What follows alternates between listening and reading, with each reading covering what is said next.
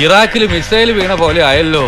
ഒരു യൂട്യൂബ് ചാനലിലെ പരിപാടിയിൽ പങ്കെടുക്കുന്നതിനിടെ നടത്തിയ വിവാദ പരാമർശത്തിൽ പുലിവാല് പിടിച്ചിരിക്കുകയാണ് സോഷ്യൽ മീഡിയ ഇൻഫ്ലുവൻസറായ രൺബീർ അല്ലാബാദിയ. അതിൽ ഞാൻ ഇന്ന് ഖേദിക്കുന്നു. പറയുന്നതൊന്ന് പ്രവർത്തിക്കുന്ന വേറൊന്നും. ആരാണ് ഈ രൺബീർ അല്ലാബാദിയ? 2024 കേന്ദ്ര സർക്കാരിന്റെ നാഷണൽ ക്രിയേറ്റർ പുരസ്കാരം നേടിയ ഡിജിറ്റൽ താരമാണ് അല്ലാബാദിയ.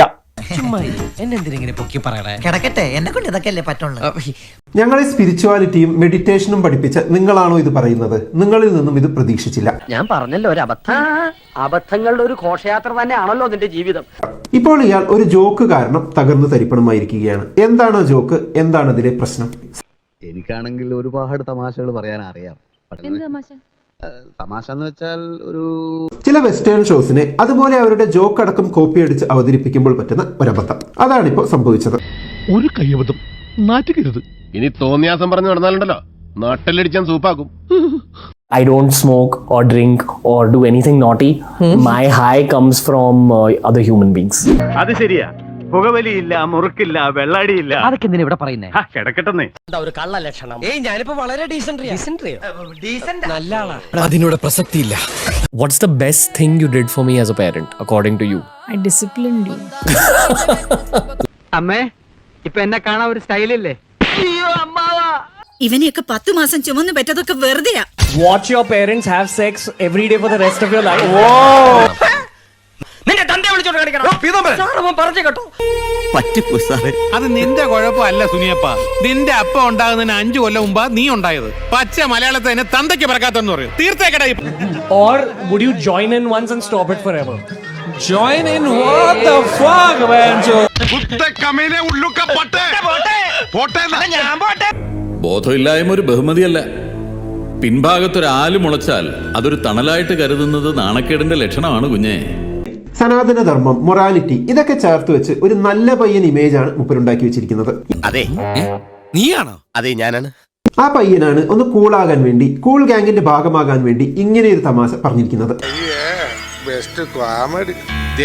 ഇത്രയും വലിയ തമാശക്കാരനാണ് നിങ്ങൾ വിചാരിച്ചതേ ഇല്ല അല്ലേപ്പാ. ഇത്തരം കൂൾ ഡൂഡ്സിന്റെ കൂൾ തമാശകൾ അഥവാ അച്ഛനെയും അമ്മയെയും ഉൾപ്പെടുത്തിയിട്ടുള്ള ലൈംഗികത കലർന്ന ജോക്കുകൾ ഇങ്ങനെ പബ്ലിക്കായി വലിയൊരു പ്ലാറ്റ്ഫോമിൽ വെച്ച് പറയുമ്പോൾ പൊതുവെ ചില കൂൾ ഡൂഡ്സ് ഇതിനെ സപ്പോർട്ട് ചെയ്യാറുണ്ട്.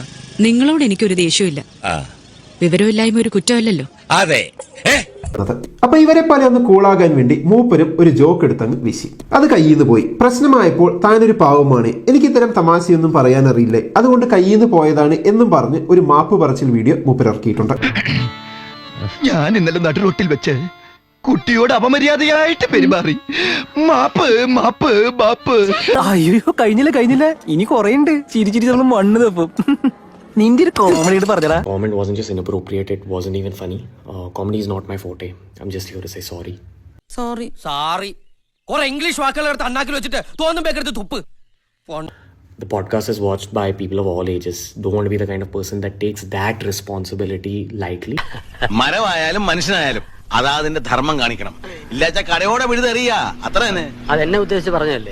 എനിക്ക് അങ്ങനെ തോന്നുന്നെങ്കിൽ അത് എന്റെ കുറ്റമല്ല. And all I can say in the end is I'm sorry. I hope you can forgive me. ഒടുവിൽ കുറ്റസമ്മതം നടത്തി അല്ലേ? What's your political leaning? Political leaning? I don't watch politics. എനിക്കത് ശീലമില്ല. എനിക്കില്ല. Same pitch. Look at that and that. You don't have any political opinion? No. Did you vote? Me? No.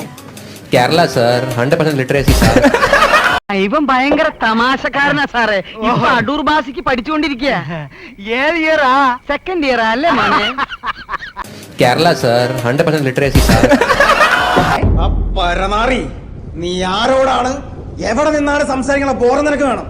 എടാ, തലയുടെ മുകളിൽ തുണിക്കെട്ടും തലയ്ക്കകത്ത് ചാണകവും വെച്ച് നടക്കുന്നവനെ പാജി. Kerala sir 100% literacy sir.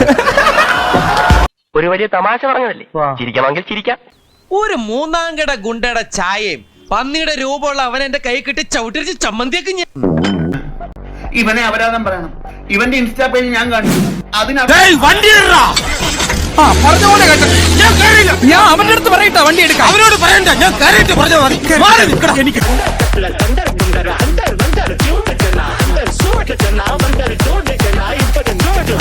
ഇപ്പൊ എന്താ ഉണ്ടായേ?